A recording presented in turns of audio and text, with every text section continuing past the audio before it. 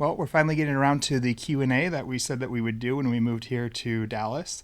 Instead of Josh, I have Victoria, and we are in our bedroom. We thought we'd bring you guys in. Not starting an OnlyFans yet, even though that would be a much more lucrative business than this is. But yeah, we'll just get to answering your questions here. Okay. The first question is, why did you move to Dallas, and do you like it? Well, we moved to Dallas to do this. To podcast. I moved here because this is where Josh lives. Unfortunately, right when we moved, probably a week after we moved, we found out that Josh couldn't really do the podcast. So unfortunately, we're not doing the podcast in person. I'm just trying to continue to do my own kind of content, playing around with different ways of doing that, and hope you guys are enjoying it. As far as do I like it, to be honest, I actually really dislike it. You like it? What do you dislike about it? Well,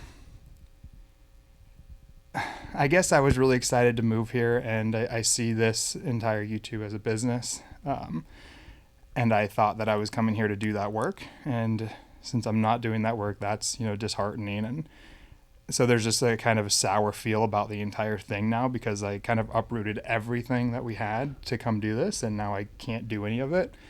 And then I don't really like this area that we're in, Dallas, because it's just like this massive, everything's so spread out and there's so many people, and it doesn't feel very wholesome. Like in the area that we were in Metro Detroit, like outside of Detroit, which I know everybody thinks of Detroit as being like the ghetto, but it's actually really affluent areas outside of Detroit, which is weird. But the areas that we were in, it just felt, I don't know, everything's different in the Midwest, I feel like. Do you know what I'm talking about? Yeah. There's a family feel. We had our restaurants, we had our cafes. We could just kind of walk around. Like, for example, we were like Birmingham, Michigan. That's a very expensive area. But you can kind of just park your car and you could walk around all day to different cafes and shops. And, all of our favorite clothing stores and stuff were down there if we wanted to.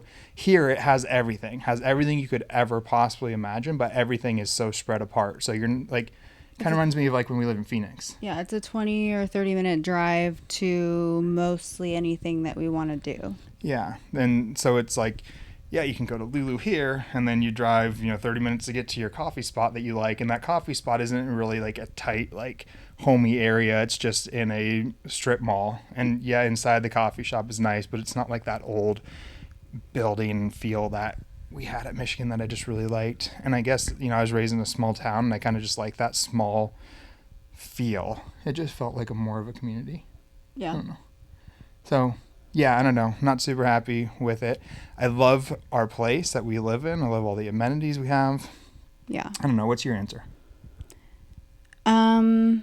I was really enjoying it here until I realized that you weren't. So that makes it a little bit less enjoyable, but I'm really enjoying working from home, which is something new for me. I'm working entirely from home, but I guess I could be doing that anywhere. Yeah. I really enjoy our home, our space that we've kind of built, and I like that the gym is here downstairs, which makes it very accessible to go more frequently than I was before. We have the pool, so yeah, I like our place and the amenities. It is a busier feel here. I get what you're saying. There's traffic. Like, there's always cars on the road. Whereas, like, if you went out on a Sunday morning where we lived in Michigan, there was, like, 3 cars on the road. Yeah. Traffic was very seldom. So I get what you're saying. There are things that I like about it. I think the things that I like about it, we could do anywhere. Yeah, that's my biggest kind of the gripe or my disappointment with it, is that coming out here, I was not like, oh, I can't wait to be in Dallas. It was just, I can't wait to be next to this business partner and just grind, because I literally just thought that I would be grinding, putting out content for maybe the next year or two, kind of daily content to some extent, whether it be forming or like filming blocks of reels or short form or doing every other day podcast in the morning. And that was what I came out here with hopes to be doing. Now that I'm doing none of that, I'm like, well, okay, I could have been doing this back where we were. We didn't need to spend all of that money and cut my ties to my medical practice that I had there. Marek is in Michigan. So many things. I'm just like, well, damn, why am I here now? But yeah, I mean, there's stuff in Michigan for me too that I could be doing. Yeah. So yeah, I don't know. We probably won't stay here. Yeah. Will we move back to Michigan? Maybe.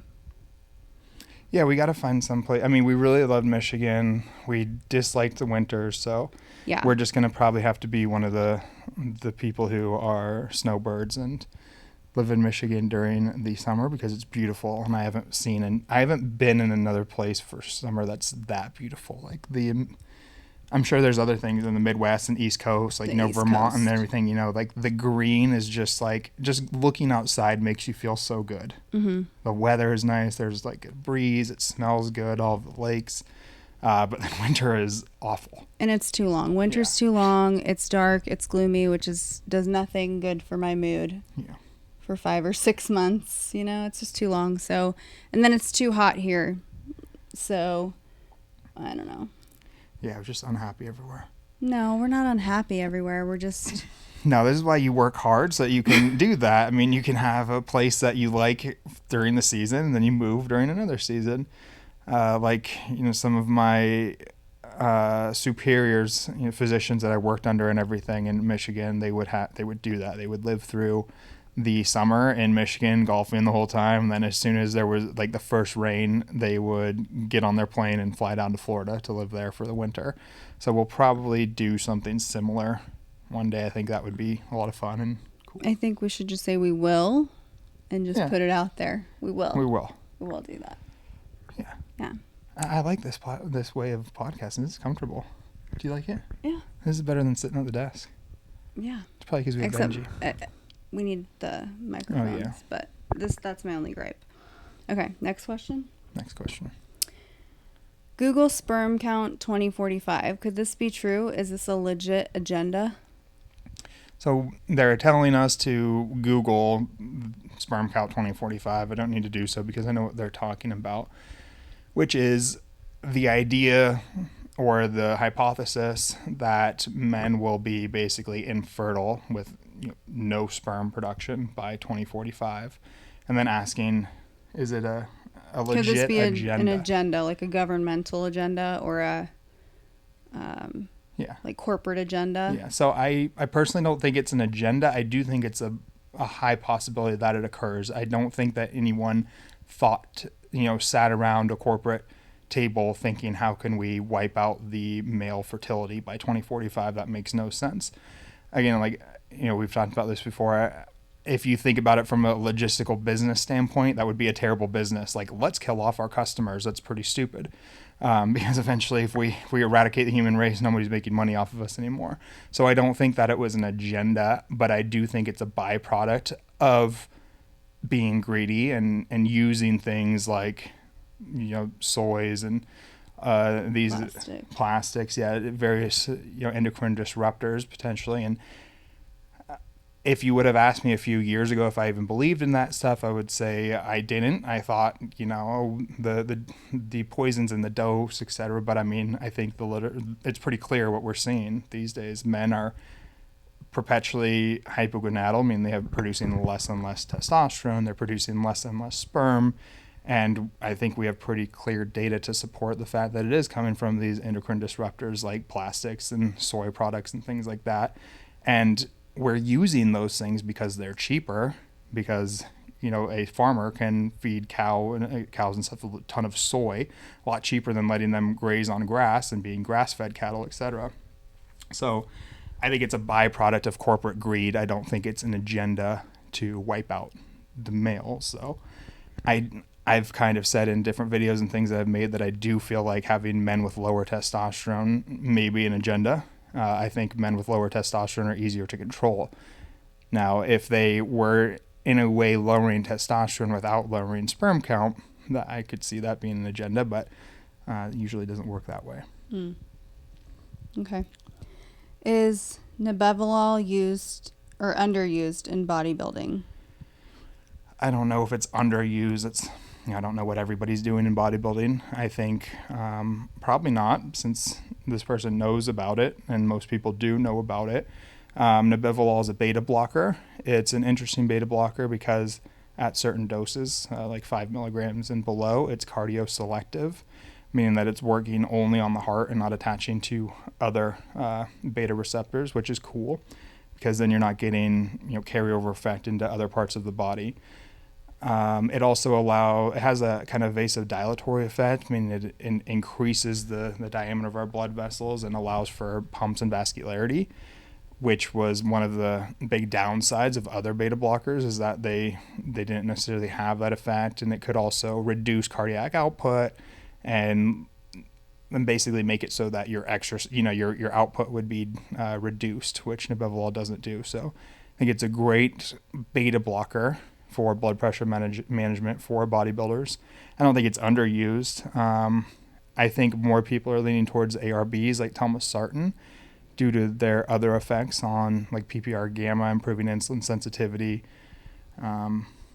endurance, things like that. So I prefer ARBs to Nebivolol, but I do think Nebivolol is good, and then sometimes people combine the two and they have really good effects. So underused, I don't know, but legit medication that I like.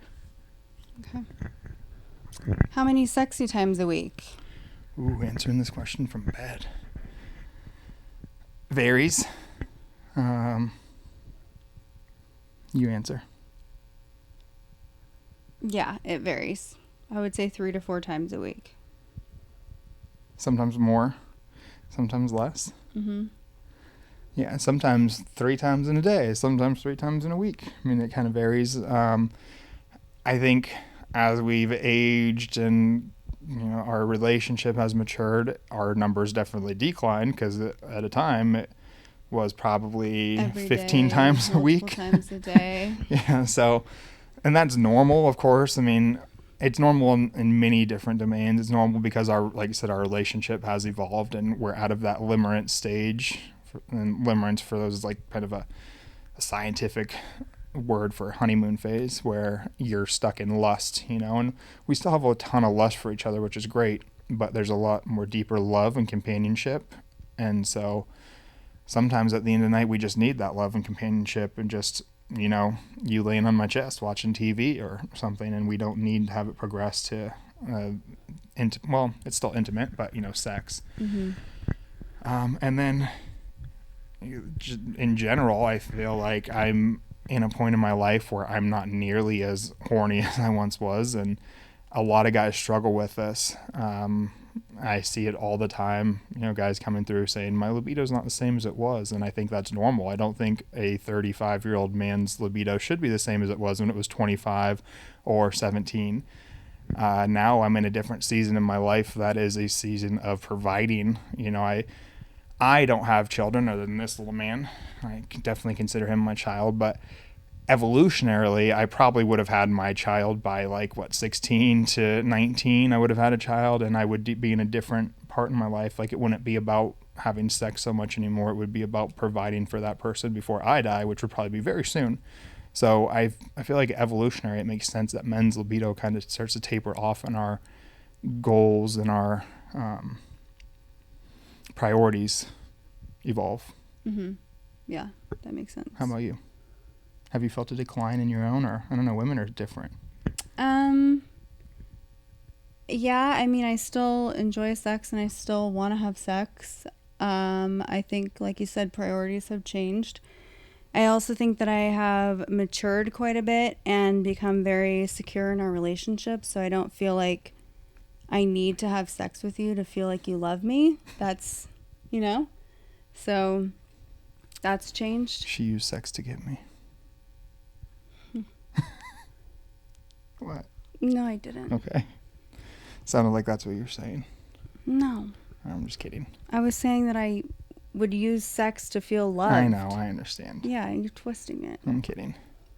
Yeah, that's one thing. Well, I don't know. I think men do that too, honestly, and I feel like You've talked about that. Yeah. Either loved or validated in a way. and maybe, yeah, I don't know. So I think sex can be used in a lot of different ways, and we go through a lot of different seasons with our own sexual health. And at this point in my life, I think we're both very comfortable, and we do have it, but not as frequently as before. And that's normal. Yeah. Cool. How to best maintain or regain fertility after long-term HPTA suppression? Tough question. So they're asking, HPTA stands for hypothalamus pituitary testy axis or thyroid axis. In this regard, they're saying testy axis. I like HPGA, like gonad axis, just so it doesn't get confused with the thyroid axis.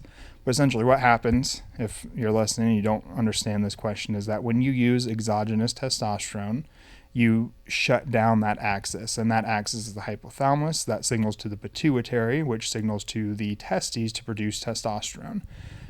So you stop producing your own testosterone. That means that your natural production shut down. Your natural production of sperm is also shut down. So is this a question? Fertility question. So they're wondering, how do you maintain sperm production when you're on exogenous hormones, or if you've been on them for a while? And it's a really difficult question that we don't have a good answer to. There's no way to really kind of determine that somebody will or will not have issues with fertility. Testosterone doesn't necessarily always suppress sperm production. We know that because there's been plenty of studies that have tried to use testosterone as a male contraceptive, and it just wasn't approved because it doesn't work that well.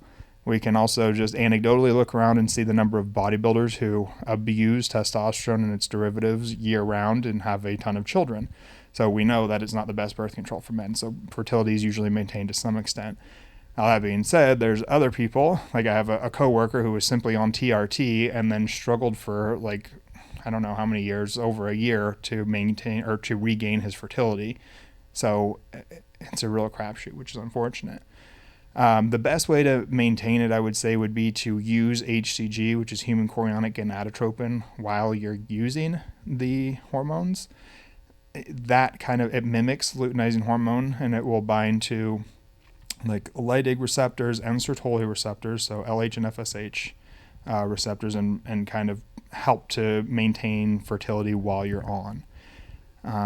That would be the best. And then I also think it comes down to how long you've been on and how long you've been suppressed. So if you've been on TRT or steroids to some extent for 10 years without ever taking a break and never using HCG or anything to signal to your testes, it's going to be harder to regain that fertility and regain that testicular function than if it was, say, 3 or 4 months. I think you'll recover pretty good, because the testes can essentially kind of scar over and they become like, just an appendage that we don't really use. So yeah, long answer, but I would say no guarantee that you're going to shut down your fertility, but HCG is probably the best bet. Okay. Well, I'll just go into the next question since you're talking about HCG. Do you believe HCG is or is not needed when going on TRT? I see a lot of conflicting ideas. Yeah, well, it kind of goes back to perfect dovetail there, because is it needed? No, I mean, absolutely not. Like, there's no reason that you'd have to unless you care a lot about fertility. If you want to preserve that fertility, I would say it's best practice to just have it in, because that's going to be your best shot. But if you don't care about fertility and you've had your kids and you're never going to again, or even more like a vasectomy, like you guys had a vasectomy, should they use HCG? There's some parties that will say yes, and I think that's because they have financial incentive behind it, because honestly, I mean, a lot of these clinics make a lot of money off of selling things like HCG. And some people truly do believe that using HCG helps to preserve neurosteroid cascades and improve production of things like DHEA and pregnenalone and progesterone and allopregnenolone. And I don't think we have enough data to say that is for sure. It mechanistically on paper makes sense, and it's very plausible. I usually tell people to try HCG and see how you feel personally, because I see HCG falling into 3 categories. Like, One, they don't feel anything, and that's kind of how I am. When I've tried HCG, I've never felt any difference between HCG or TRT alone. And then two, it feels way better. And I've had a lot of guys say that HCG was like the thing that made their TRT protocol feel good. Usually around sexual health, so it improves their libido. Interestingly, and I don't know the mechanism of this, they say it feels better, like the sensation of their penis is enhanced. So that's interesting. Orgasm quality is better, and then they probably are producing more sperm. And then the third camp, though, is that they actually feel worse, and those people tend to aromatize more and have, a disproportionate level of estrogen to testosterone. And if you're that person and it feels worse, obviously I would say don't use HCG. So kind of trial and error, but needed, no. And I think the people telling you that you absolutely need it to preserve neurosteroid cascades, they may be well-intended, but they probably have financial backing, their financial reasons. So just kind of try it for yourself and see if it does improve your own neurosteroid cascades and see how you feel. Okay. Should those with non-alcoholic fatty liver disease avoid whole fruit? That's a tough question. Hard to say. The idea with avoiding fruit with having non-alcoholic fatty liver disease is that there's a possible pathway of developing non-alcoholic fatty liver disease via fructose consumption. I think there is a conflation between fructose consumption, like in studies where they use high fructose corn syrup or pure fructose, versus consuming fruit, which does have fructose, but it also comes with fiber and antioxidants, micronutrients, all of that stuff. So I would, for most people, are not going to overconsume fruit in a way such that they develop non-alcoholic fatty liver disease. But I have seen a study where they gave people with non-alcoholic fatty liver disease high quantities of fruit, and all of their markers got worse. And it makes sense. It kind of worked in that fructokinase pathway and exacerbated their NAFLD. I would say for the most people, if your fruit is like 1 or 2 servings a day and you've got non-alcoholic fatty liver disease, you're probably just fine. The best treatment, in my opinion, is just improving your insulin sensitivity and reducing your overall fat, your body weight, basically. So go into a caloric restriction. That's probably the best thing you can do. And usually fruit plays in really well there, because fruit, for the most part, usually has a significant amount of volume and pretty low amount of calories. And it's certainly going to be better than consuming, high fructose corn syrup or pure, added simple sugars. Yeah. And then another thing to consider too is, like, if this is one of my fans or listeners, I don't know not fans, I don't know. If it's somebody who follows me, they may have non-alcoholic fatty liver disease due to anabolic use or oral steroid use. And I don't think that like taking orals is actual true like NAFLD. I kind of consider that almost like alcoholic fatty liver disease, where you've stressed the liver in a way that it is now basically diseased, and maybe it did develop some fat around it through a disruption of various pathways. But I would cut out the orals. I would go on things like glutathione, N-acetylcysteine, TUDCA, maybe even try a fasting mimicking diet like Victor Longo kind of described, and start there. But fruit being the enemy, I don't think so, unless you're just going to be consuming massive amounts of it. Yeah. That makes sense? Mm-hmm.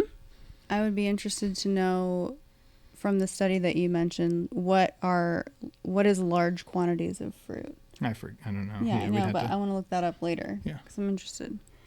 Okay. Where did you grow up? What do you do for fun outside of work and fitness? So I grew up in a small town in Northern California. I was born up until 5, lived in Mendocino County, California, in a place called Ukiah, really small town. And then I moved about 20, 30 minutes to Lake County, which is a super secluded area of California that most people wouldn't expect to be Lake California. When people think California, I think they either see like Southern California, LA, flashy lifestyle beaches and things, or they think San Francisco, Bay Area type of deal, and it's neither of those. I grew up in, I mean, it might as well have been the Midwest because we had one stoplight. I think my graduating class was less than 100. It was very, very country. It's a farming town with wines. There's a lot of wine there and a lot of pears and walnuts. So a lot of farmers, a lot of agriculture. It's very, very small town feel.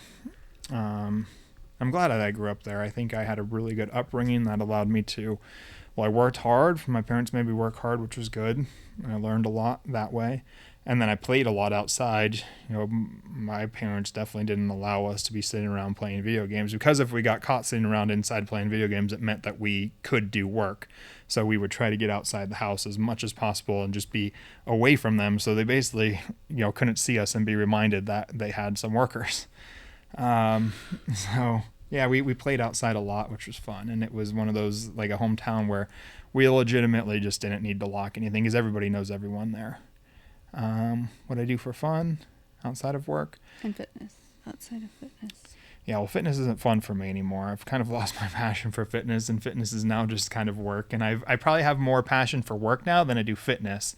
And it's kind of the reverse for most people, where they like, oh, I got to go work, and then they're having fun doing fitness. I'm the exact opposite. I'm kind of having fun working and building up my own personal little empire. And then fitness is just something I have to get done.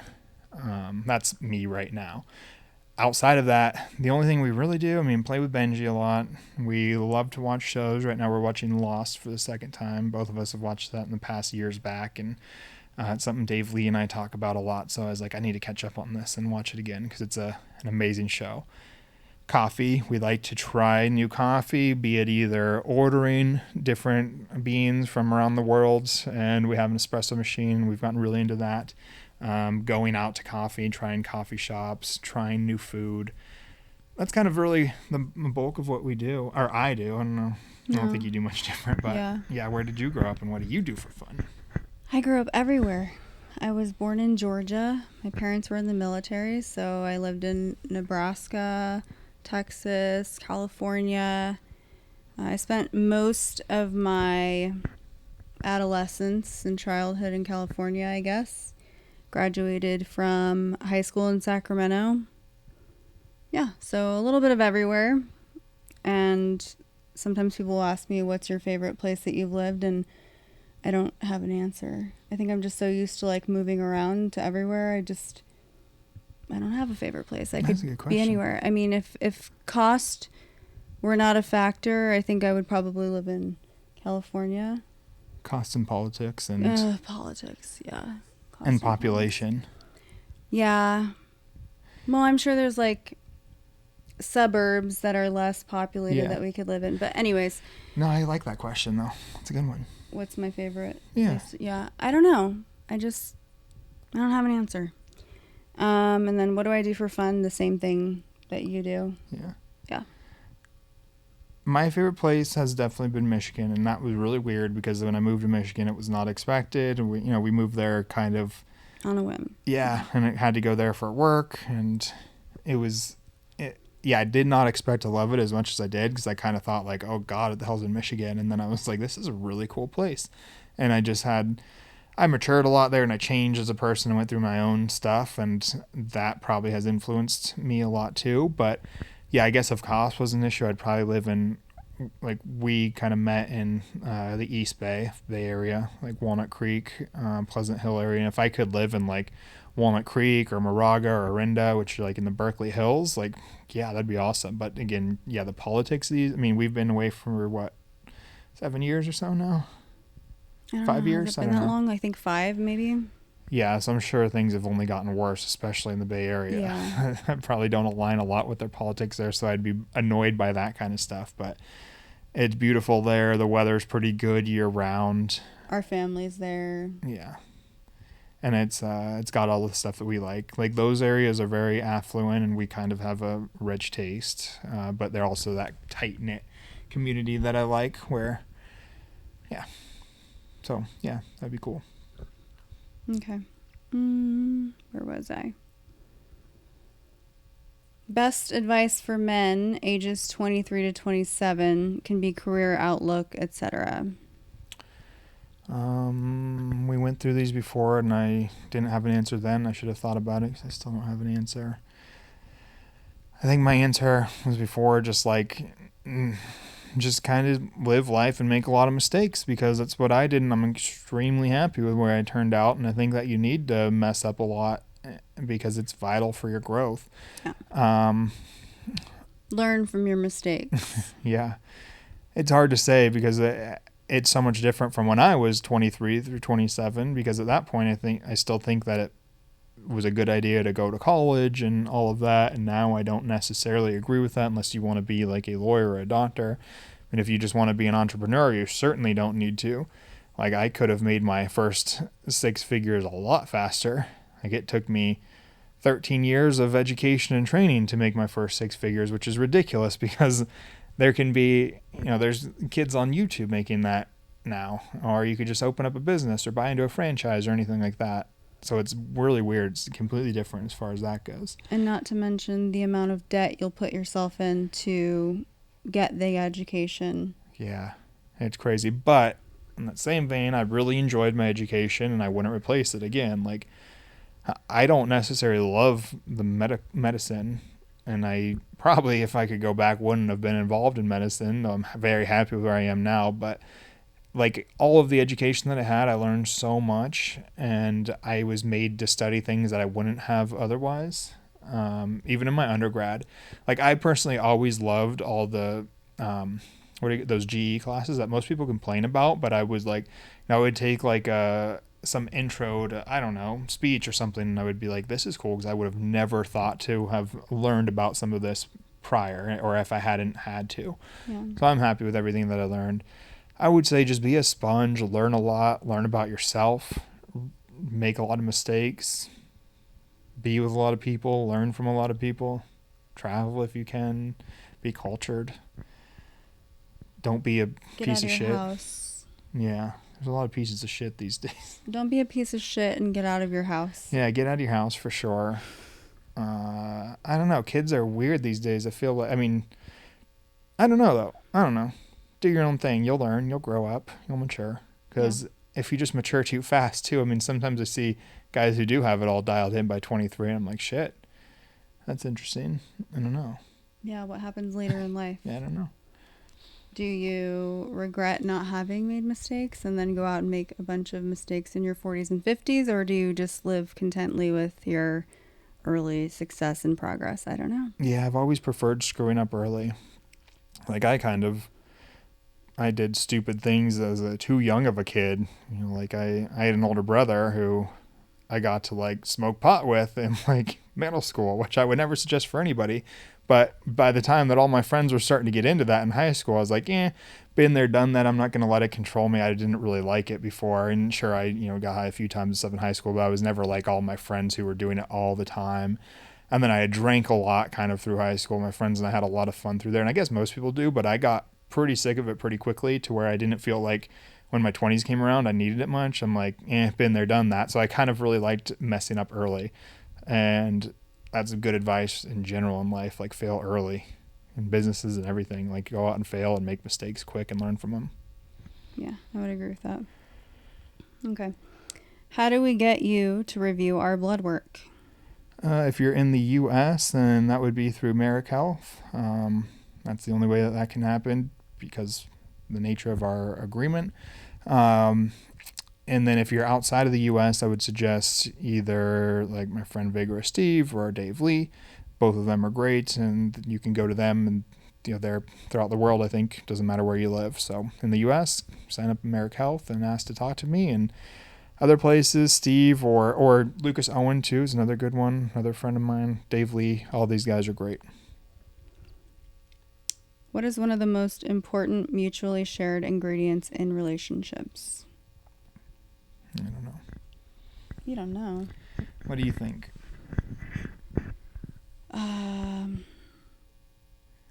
Communication. Communication's big, yeah. Yeah, communication's huge. That should be my answer because I'm always telling you need to communicate better. Yeah, and patience, because you have a lot of patience for me. And you don't for me? No, I don't have a lot of patience for anything. I can definitely work on that. But on my side of things, I would say a willingness to look at yourself and your part in a relationship and see where you can improve. Like, yeah, I guess be open to improving. Trust is big, communication, patience, and I like a mutually shared goal or a vision. That's a thing that I think is super important that some people don't have. Yeah. Like we talked about, my goals right now were really to just build, our business, our empire, and that's where my vision is. And if you weren't aligned on that, then that could be bad because you wouldn't understand filming a podcast with me on, Sunday in the middle of the day and stuff, or like all the time that I spend in the office editing or seeing patients through Marek, like 10 hours a day, all the, everything that I've done, you've been aligned in that vision. So that's good. Yeah. So, yeah. Shared values. yeah. Okay. Is an AI detrimental for health if needed on TRT? So an AI is not artificial intelligence, but an aromatase inhibitor, meaning that it's going to shut down or block the enzyme that converts testosterone into estrogen. And does it say, is it needed or is it Is it detrimental if needed? So the if needed part is the most important part of that question, because if it's needed, then it's not detrimental, then it's going to be needed to improve something. And I'm not super dogmatic about this like others are. It's interesting, in the TRT community, there's been a extremely dogmatic approach. You have one side of things like classic endocrinologists who think that you need one injection a week or maybe even 2 weeks and an AI. And that was a super dogmatic way of thinking about it. And then TRT evolved into thinking we need more frequent micro injections, probably don't need an AI.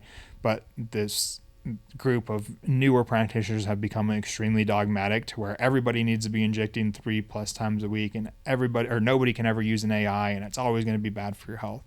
And I don't fall into that, because I have seen a few guys legitimately need an aromatase inhibitor due to their genetic differences. Maybe they have more aromatase expression, they have more body fat, I don't know. So I don't think it's detrimental if you need it. Now, I do agree with the more modern camp or school of thought that says you don't need to just add in an AI out the gate for no reason. I think that then it could be detrimental. I think a lot of the benefits of TRT come via estrogen, cardioprotective, neuroprotective, libido improving, hypertrophy improving. Like, the estrogen's a great hormone that we shouldn't be afraid of. Though if it gets too high, sometimes it can be problematic. So what's too high is hard to determine too. It's all very individualistic. So I think that answers it. Is it detrimental? It can be detrimental, but if it's actually needed, then no, it's not. I feel like I wanted to add more to that, but I hope I just impressed on the listeners that you shouldn't be super dogmatic about everything, and that it can be used. But if I were to say how often I've seen them needed, probably a fraction of a percent of the people that I've seen who have TRT, like probably 1 out of thousands, may actually need it. And I would say that it's really important to figure out why you think that you need the AI. If you're having a disproportionate production of estradiol, like I said, it could be due to your metabolic health. You could be, insulin resistant. You could have too much body fat, and that would be the actual problem, not the estrogen. So fix the actual problem before just throwing a Band-Aid like an AI at it. Can you just check and make sure that I didn't mess that up, because I moved and I moved, so. We're good. Okay.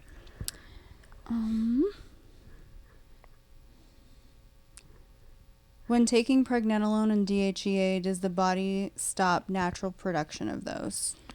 Really good question. Super hard to answer. I've tried to dig through all the literature for a long time on this before this question even, because I've always been curious too. And they're basically asking if it has the negative feedback loop that things like testosterone do. And the negative feedback loop, best way to think about it, is kind of like a thermostat where, Benji's lifting his leg, wants his belly rubbed. Basically, our body produces testosterone, and then it has this feedback loop that says after testosterone's high enough, it shuts down production. Just like once the thermostat knows that it's reached the temperature, it shuts down and doesn't keep pumping out heat or air or whatever. It doesn't happen with DHEA and pregnenalone, which are neurosteroids. And I think from the amount of research I've done, and also talking to Dave Lee, who I think is probably one of the leading like experts on neurosteroids because they're not widely researched, and he's done a lot of his own personal research on them. Him and I both agree that DHEA probably has some endogenous suppression via a feedback loop while you're taking it though, and very temporary. And the same goes for things like thyroid.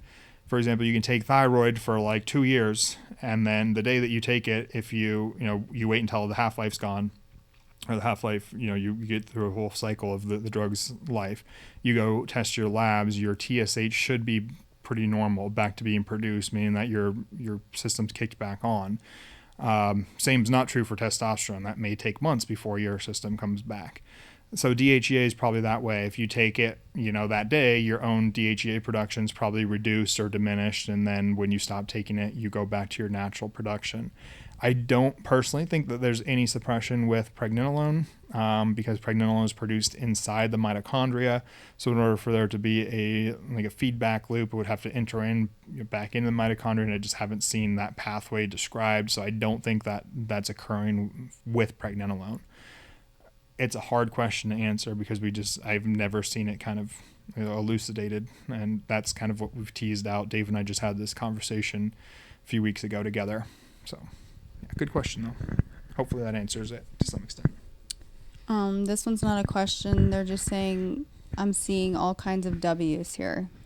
I think W's means wins, so thanks, man. We appreciate it.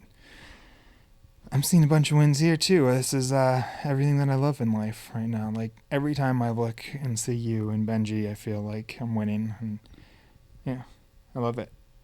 Thanks, man. I appreciate it.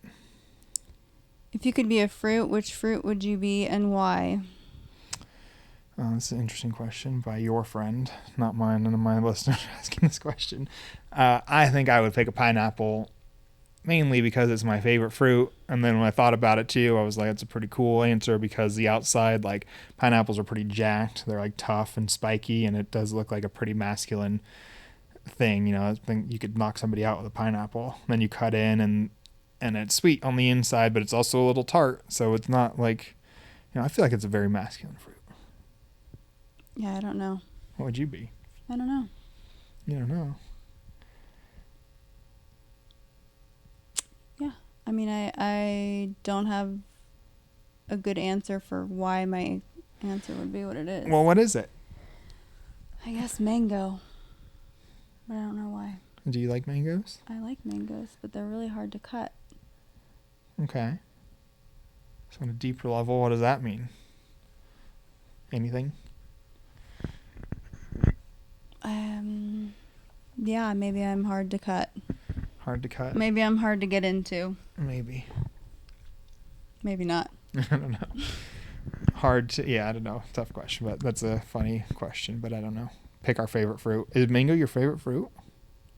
It said if you could be a fruit. I know, but if we were using that as the metric to determine. Because pineapple's my favorite fruit. I don't think I have a favorite fruit because yeah, you eat a lot of fruit. I like all the fruits. Yeah. Well, all the fruits that I've tried. There are plenty that I haven't tried, but. Is there any fruit you don't like?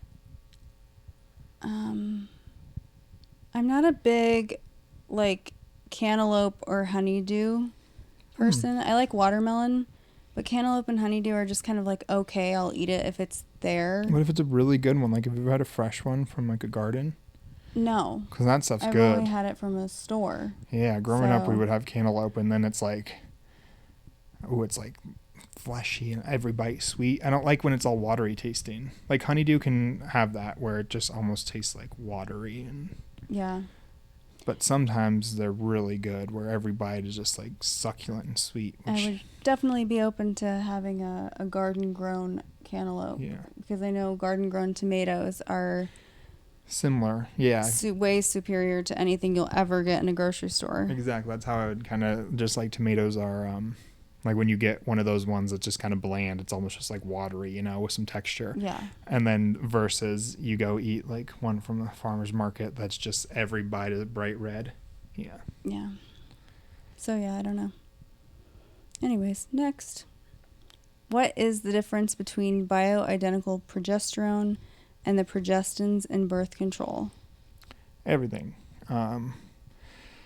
That's a tough question on female endocrinology, but essentially one is, as the name implies, bioidentical, meaning it basically has the exact same chemical structure as the progesterone that your body produces, versus a progestin, which has a completely different structure, which some of them are actually closer to like testosterone, which is interesting. And that's what we use in like birth control or historically in hormone replacement therapy. And there's a lot of issue with that.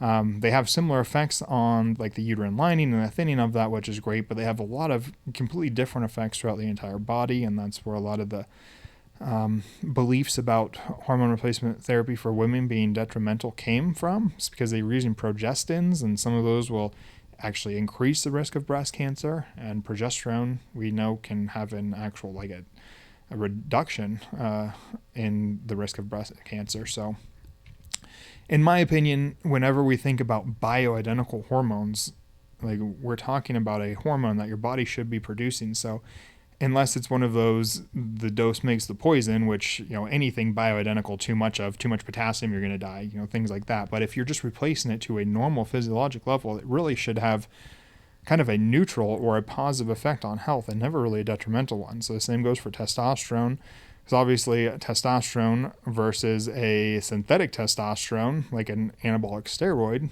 night and day. So the same thing happens with progesterone. And unfortunately, women's hormone health has been negatively impacted because they didn't make that differentiation. So I would say if you're a woman and you're looking into or being treated with any type of progesterone, make sure that it's bioidentical progesterone, not a progestin, and kind of do your research and make sure you have a provider who understands the difference in those. Okay. Best strategies for bulking and cutting. It's kind of broad question with which I don't fully know how to answer. I would say it depends on your sport and your goals. The last podcast we did together, we talked about the differences between somebody just like dieting for lifestyle versus dieting for like a bodybuilding show. Because I wouldn't even know where to begin when it comes to tips to get lean, like show ready. For either though, I would say make sure, I would try to personally do it in a way that's sustainable, meaning that you can get to your body weight if you're trying to cut without killing yourself and without developing an eating disorder. And, so that means take it slow and steady in both ways too, because you also don't want to get too fat when you're bulking. So my broad recommendation for each is first figure out your caloric baseline, or your kind of, not your basal metabolic rate, but your TDE, like your maintenance. Yeah, your maintenance calories, exactly. Figure out your maintenance calories and then either increase or decrease a light amount. Like I usually recommend 250 calories. That's where I historically always start myself, either in a surplus or a decrease, and then go from there. Slow and steady wins the race, I think. Mm-hmm. But you're the dietitian. You probably have better advice than me. No, I would agree with that. Don't make any drastic cuts. Don't make any drastic surpluses. And still aim for a balanced diet. Yeah. If you're cutting, no need to eliminate all the things that you enjoy. You can still eat them, just in more moderate amounts. And if you're bulking, don't have it be a free-for-all and eat. Don't exclude whole foods from your diet. So still make sure you're getting those nutrient-dense foods either way. I think that's harder when you're cutting than when you're bulking, personally, for me. What? To eat nutrient-dense whole foods, because you can get away with eating a lot of like kind of junk. I mean, you can eat fruits and vegetables when you're cutting, which is easy because they're low calorie, but getting whole foods like, whole fat products and fat meats and stuff that have those kind of benefits are harder for me on a cut. Well, when I said whole foods, I was thinking fruits, vegetables, whole grains, I get nuts, seeds. And yes, nuts and seeds are higher in calories because they're higher in fat, but you can still have them, right, just in smaller portions. Like me on a cut, if I'm getting deep into it, I would say I'm probably cutting out a lot of, obviously nuts and seeds aren't going to be occurring. grains are probably going to be being reduced. I'm going to start eating like reduced. lower You're calorie still crap, eating them. kind of. I feel like cutting, you're more likely to eat some crap, like some processed stuff, because it's lower calorie than bulking. But yeah, both of us agree, a bit slow and steady. Nothing too dramatic. What's the correlation between prolactin and testosterone? How can you lower prolactin? Big correlation there, and I just did an entire podcast on this, or it was kind of a podcast on the TRT and hormone optimization channel. Whole thing is about prolactin. So the correlation between the two is that prolactin can lower, it has a suppressive effect on LH and FSH. And like we talked about earlier, LH and FSH are produced by the pituitary, and they're signaling hormones to the testes to tell them to produce testosterone. So if you have too high of prolactin, it will suppress gonadotropins, LH and FSH.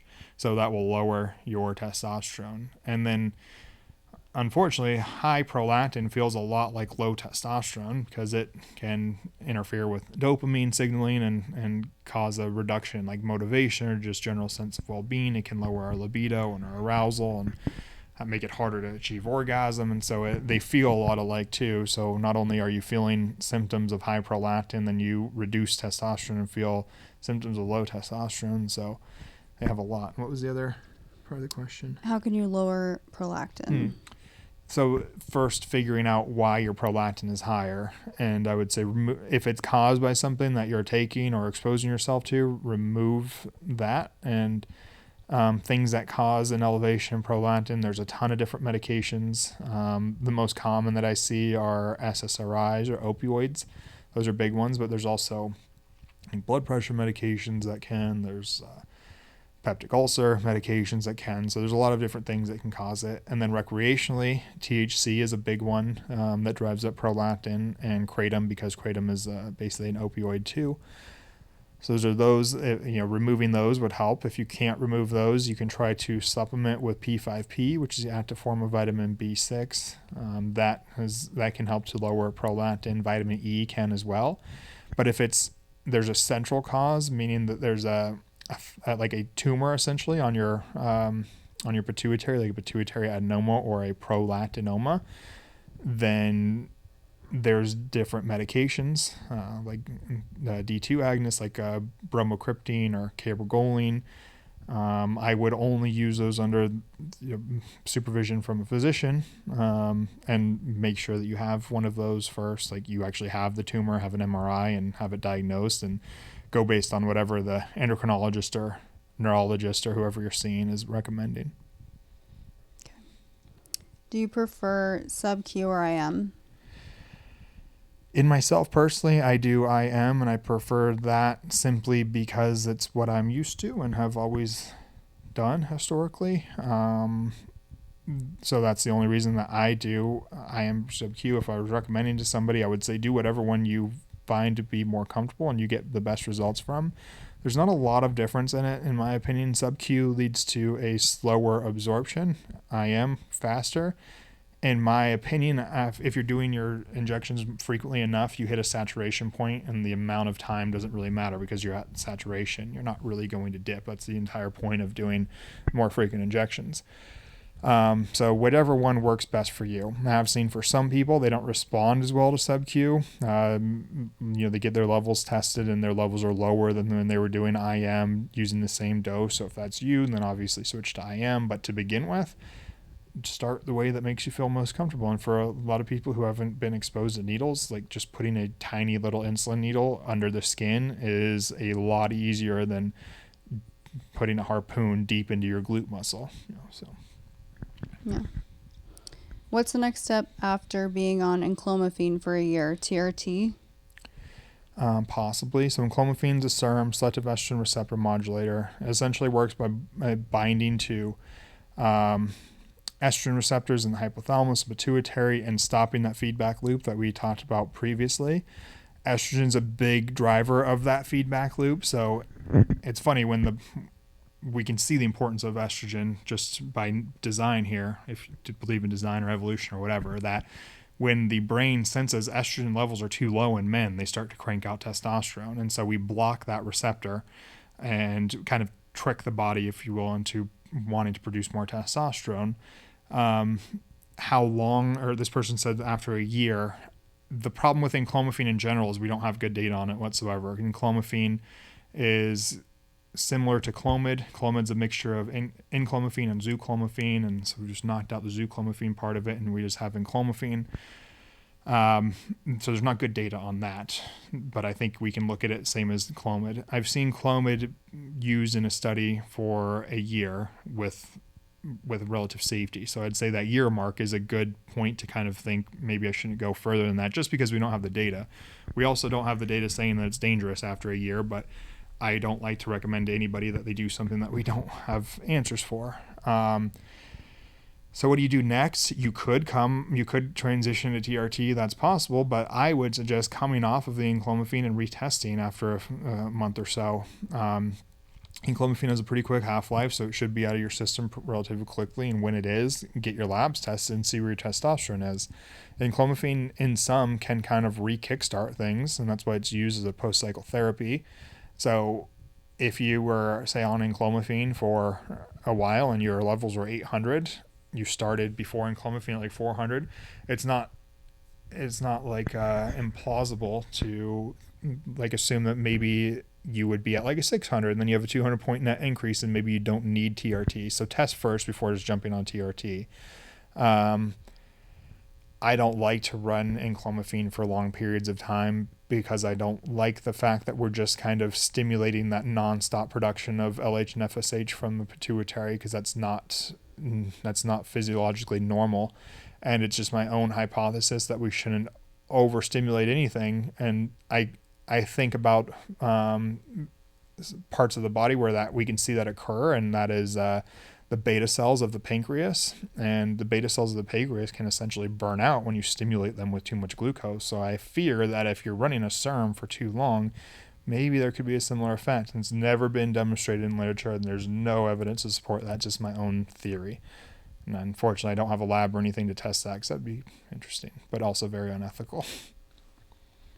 All right, final question. Who's the most jacked team member at Marek Health? Hard question. We have a lot of very jacked people. Everybody, to some extent, is fit and muscular. Currently, I would say it's probably Michael Warner, because he's actively competing in both open and classic bodybuilding. He just got done with a show recently, and he's just huge and shredded and looks great. So Michael Warner wins right now. Next would probably be Josh Lewis. Josh Lewis is still jacked. He was a competitive bodybuilder. Now more does endurance, and he's still huge. So I'd say those two. After that, there's a lot of us who are just kind of in that we used to be a lot bigger, but are still pretty jacked compared to your average person.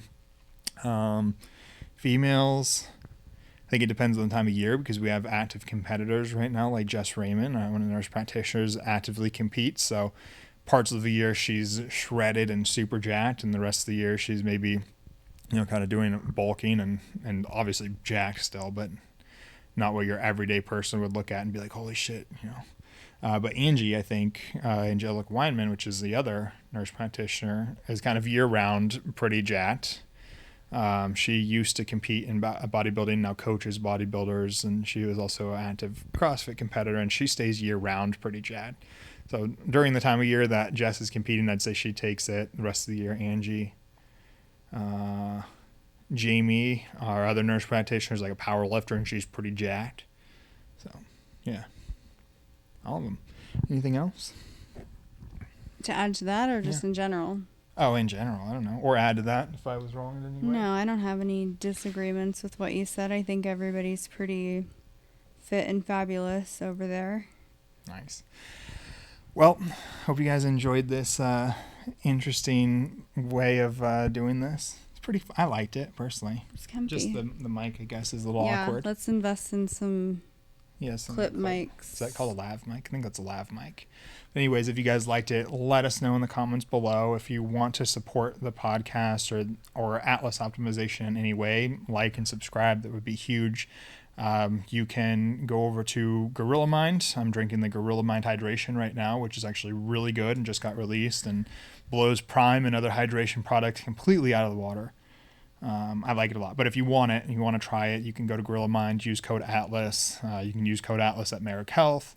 You can sign up for nutrition coaching with Victoria or our other dietitian or nutritionist. Anna. A lot of ways to support us, but dropping a subscription would be huge, and we thank you so much. It helps to feed little Benji here, and as you can tell, his life is tough, and he needs all the help you guys can give him. Yeah. So I want that life. we'll see you guys in the next one.